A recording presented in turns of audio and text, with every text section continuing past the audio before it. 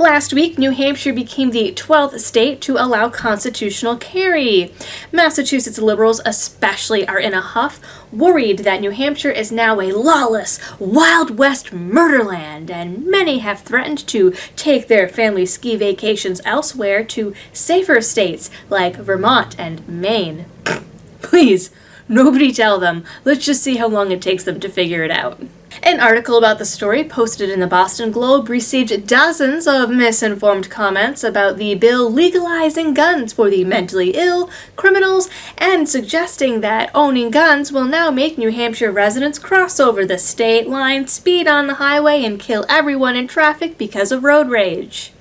Police chiefs in northern Massachusetts towns and cities are, according to the news, on heightened alert, fearing a massive crime wave from those pesky New Hampshire gun nuts that want to destroy liberal life as we know it. They're working with these cities to post signs along the border to remind everyone that Massachusetts doesn't give a shit about your rights. Last week, the Fourth Circuit Court upheld Maryland's ban on so-called assault weapons, saying that the Second Amendment does not apply to these guns. The ruling overturned a 2016 ruling by a 3-judge panel that had ruled that the ban imposed what they called a substantial burden on the right to bear arms. The argument in the new ruling is that assault weapons, their copies, and their magazines should be considered, quote, dangerous and unusual weapons, and should therefore not be in common use for lawful purposes. A large part of their decision was based on the idea that assault rifles are, quote, most useful in military service and are too much like M16 rifles. But I suppose we can't expect a federal judge to know all the differences between an actual M16 and a civilian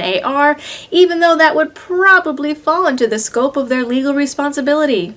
Massachusetts Attorney General Maura Healey has found herself as the defendant of yet another lawsuit, which I think makes 4.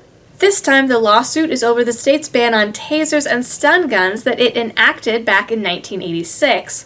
For those of you shocked by this, keep in mind that even pepper spray was criminalized here until 2014. Under current law, tasers are for law enforcement and weapon suppliers only, under threat of a $1,000 fine and a 1.5 years in jail. So legally, your only options are lethal force or remaining defenseless. And yes, Massachusetts will jail you for using your gun in self-defense. 3 Massachusetts residents are suing the AG as they claim the ban violates their Second and Fourth Amendment rights.